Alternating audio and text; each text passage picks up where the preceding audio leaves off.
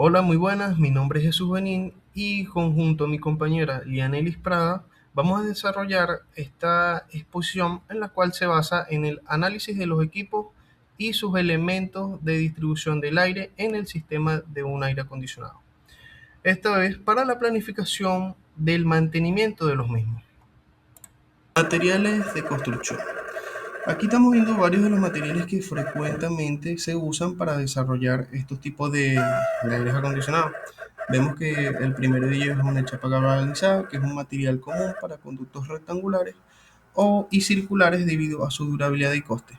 Las fibras de vidrio preaisladas son ligeros y con buenas propiedades térmicas, acústicas y se usan en interiores. Los tejidos flexibles o ductos textiles, utilizados en ciertas aplicaciones industriales y comerciales, ofrecen una distribución uniforme y son fáciles de instalar y limpiar. El aluminio flexible se usa para tramos cortos de conexión a difusores, son propensos a daños y a crear turbulencias si se instalan de manera errónea, y por lo que el mantenimiento debe asegurar su estado y correcta instalación. Cada uno de los materiales que estamos viendo aquí son algunos de los objetos que tienen que utilizarse como lo estoy diciendo, de una manera de un almacén, en una casa, a nivel industrial. Y cada uno de estos tipos de materiales se debe ajustar tanto al presupuesto como la manera que está diseñada y distribuida el lugar de establecimiento donde vamos a utilizar estos materiales, de los cuales se acoplen y sean los mejores para poder desarrollar la mayor eficiencia a largo plazo de una empresa o del funcionamiento del mismo año. Evaluación de los tipos de conducto. Esta consta por unos parámetros de diseño y características operativas, de las cuales consta de varias de ellas. Una de ellas es la pérdida de carga. ¿Qué nos quiere decir las pérdidas de carga?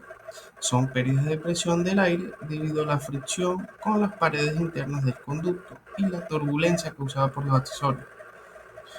El segundo punto, pérdidas de aire por fugas, de los cuales nos quiere decir que son las fugas en las uniones de los conductos o en las juntas de los equipos, de lo cual reducen la eficiencia del sistema ya que se pierde el aire tratado.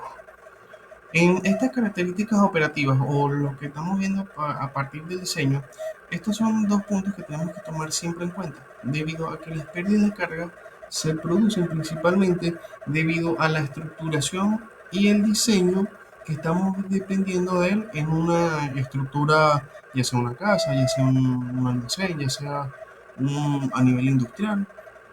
Tenemos que tomar en cuenta de que esas pérdidas de presión van a estar constante, o sea, van a ser una constante debido a que debemos colocar los accesorios de la mejor manera o la manera que vayamos a establecer ese diseño de los conductos tengan una buena correspondencia para que el ambiente y el lugar esté apropiado a las características operativas que se va a utilizar ese ambiente.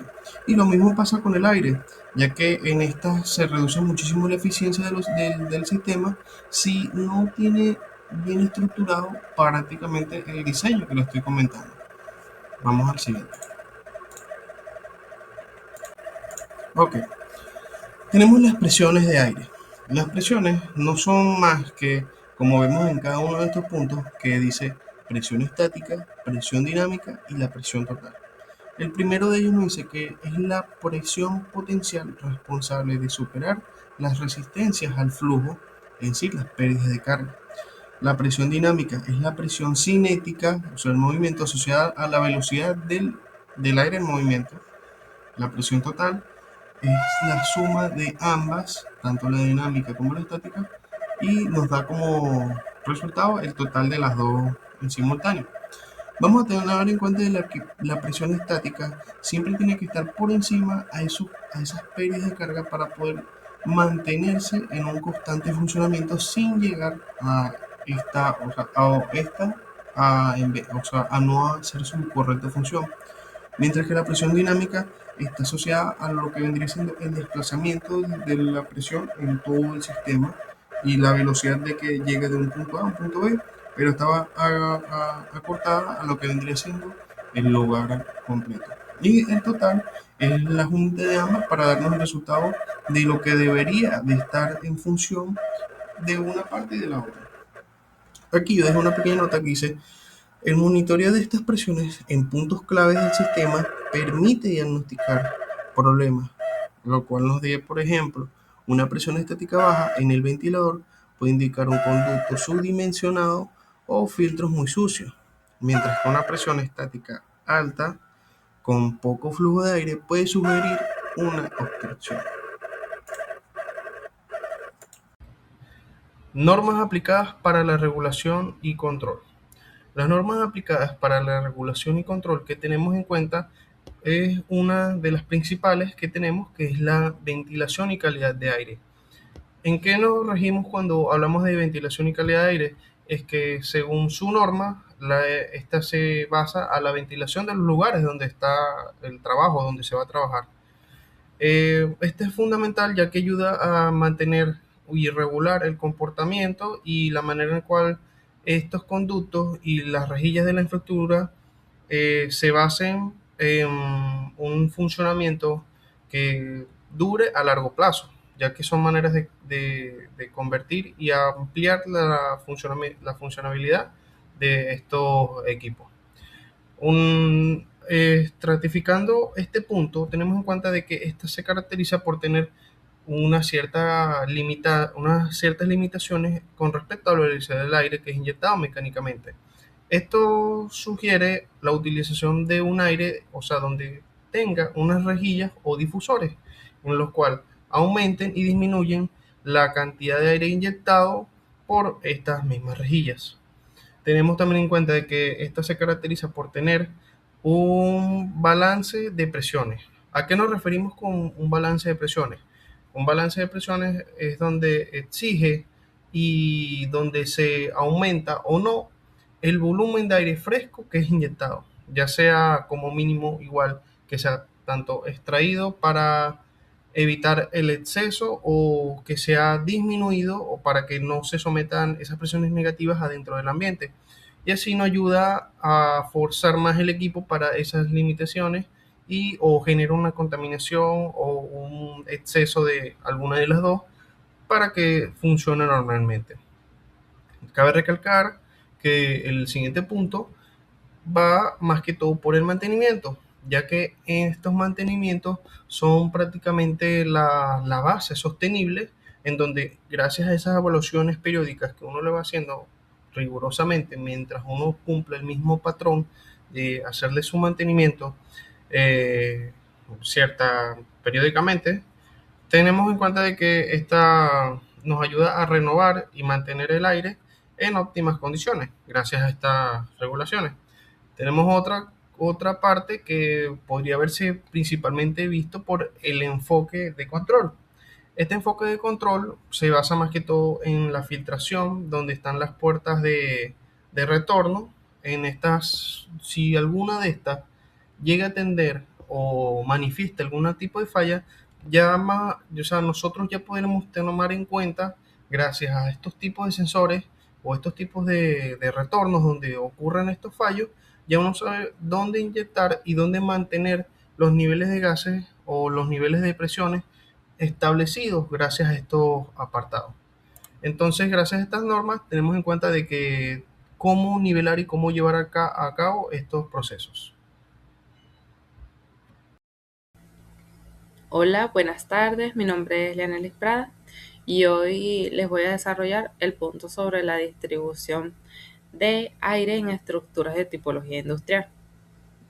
Primero, es fundamental entender que estamos operando bajo una escala de complejidad radicalmente opuesta a la del confort residencial, mientras que en una vivienda siempre buscamos balances térmicos moderados. En naves industriales nos enfrentamos a desafíos extremos como techos de gran altura que generalmente generan una severa estratificación del aire y maquinaria pesada con alta emisión térmica. Para resolver todo esto, nuestra planificación de mantenimiento y diseño se basa en tres pilares esenciales que son los que vemos en la diapositiva. El control de carga sensible, que está diseñado específicamente para disipar de forma continua el calor por los procesos industriales y proteger la salud del operador. Tenemos la calidad de aire inferior CAI, donde recurrimos a renovaciones forzadas para la remoción constante de polvo y suspensión de gases pesados. Y finalmente, la vialidad de costos, eh, ya que una red aerodinámica eficiente siempre disminuye la calidad de la presión estática y recurriendo drásticamente eh, al consumo energético de los ventiladores de las unidades manejadoras de aire. Ahora tenemos la diapositiva de los modelos de flujo de aire en planta. Y para abordar estos espacios en la ingeniería aplica tres modelos de flujo de aire en planta según los requisitos específicos de la zona de producción. El primero es el flujo por mezcla. Aquí inyectamos el aire acondicionado a alta velocidad desde la parte superior mediante un fenómeno físico llamado inducción de masa. El aire de suministro se mezcla con el aire ambiental para homogeneizar la temperatura rápidamente. El segundo es el modelo de flujo por desplazamiento, y en este caso introducimos el aire frío a muy baja velocidad, al nivel del suelo. Al encontrarse con la fuente de calor de planta, el aire se calienta, pierde densidad y asciende de manera natural por convección hacia las rejillas de retorno superiores. Por último, contamos con el flujo unidireccional o laminar, el cual es un requisito indispensable en salas blancas o de manufactura limpia. Aquí el aire se desplaza en líneas paralelas, estrictas y directas, barriendo cualquier partícula suspendida hacia el retorno sin generar turbulencias que puedan contaminar el proceso. Aquí tenemos la selección de terminales de distribución. La efectividad de los flujos que acabamos de describir depende directamente de este punto. Cuando trabajamos en techos elevados superiores a los 6 metros, utilizamos tuberas o difusores de largo alcance. Estos equipos proveen una alta velocidad de salida que dota al flujo de energía cinética necesaria para romper la densa capa de calor estancada en el techo y llegar con precisión a la zona útil de trabajo, mientras su diseño orientable permite ajustar el tiro de aire según las variables de carga térmica estacionales. Para naves industriales de altura media, como las son de 6 a 4 metros, la mejor opción es la dinámica alta inducción, que es que los difusores rotacionales generan un torbellino helicoidal tridimensional, y este movimiento induce una mezcla casi inmediata de aire inyectado con el de la sala, abatiendo la diferencia de temperatura rápidamente y evitando corrientes de aire molestas para el personal. Finalmente, no podemos diseñar y considerar diseñar sin el efecto de Coanda. Este efecto describe la tendencia de un fluido en movimiento al adherirse a la superficie sólida paralela, como un techo liso que al proyectar el aire de forma rasante, el chorro se pega al techo extendiendo su trayectoria efectiva hasta un 75% antes de descender por gravedad. Esto es clave en el mantenimiento predictivo y de diseño, ya que esto es lo que nos ayuda a evitar choques térmicos directos sobre los trabajadores. Por otro lado, tenemos los parales operativos del sistema. Para concluir este tema, decimos que la verificación y balanceo del sistema se rigen por estrictos parámetros operativos. Hoy en día, la dinámica de fluido computacional, CFD, nos permite simular y modelar con exactitud matemática estos vectores de velocidad y temperatura dentro del volumen de control. El cálculo base del caudal se fundamenta en la ecuación de continuidad que vemos en esta diapositiva, que es Q es igual a A por B, donde el caudal es igual al área transversal multiplicada por la velocidad del fluido. Si observamos la tabla técnica que tenemos aquí, podemos observar eh, que se establecen los siguientes rangos estándares recomendados para garantizar la eficiencia y el confort. Para las renovaciones de aire, ACH, el estándar industrial exige entre 8 a 12 cambios por hora para disipar el éxito y la carga técnica sensible acumulada. La velocidad en la zona de ocupación se debe mantener regida entre 0.15 y 0.25 metros por segundo. Esto evita sanciones térmicas de corriente, sensaciones térmicas de corriente y eh, molestias o resequedad en los operarios. También tenemos aquí la gradiente de temperatura vertical, que debe ser menor a 3 grados. Con esto controlamos y mitigamos los efectos de la estratificación térmica severa dentro del suelo y el plano del trabajo. Por último, dice que tenemos la pérdida de fricción por estática en conductos. Se balancea idealmente entre 0.8 y 1.2 pascal por metro, logrando el punto de equilibrio óptimo para evitar caídas de presión excesivas y optimizar el consumo eléctrico del ventilador.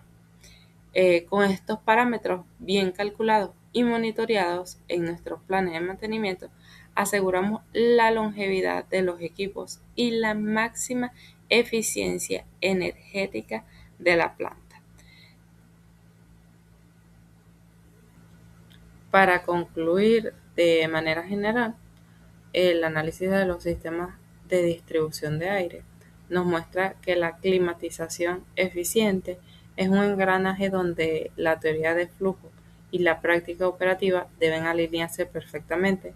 A lo largo de toda nuestra presentación con mi compañero, hemos evaluado cómo el diseño aerodinámico de la red de conductos, controlando variables estrictas como la presión estática, las pérdidas de carga por fricción y mitigando las fugas de aire. Esto cómo impactaría directamente en el consumo energético y la vida útil de las unidades mejoradoras de aire. Asimismo, confirmamos que este diseño no puede ser empírico, debe ser estrictamente regulado bajo normativas, como nos mencionó mi compañero, internacionales y nacionales, que garantizan la calidad del aire y la seguridad de la instalación. Y finalmente, al aplicar todos estos conceptos a una estructura real, como la tipología industrial que analizamos, evidenciamos que la correcta selección de terminales y el control de parámetros como las renovaciones por hora y el efecto de la coanda son los pilares diferenciales de un sistema deficiente a uno de alta eficiencia.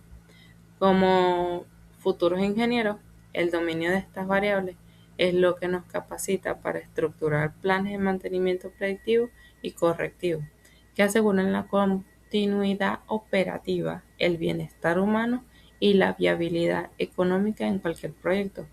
Muchas gracias por su atención.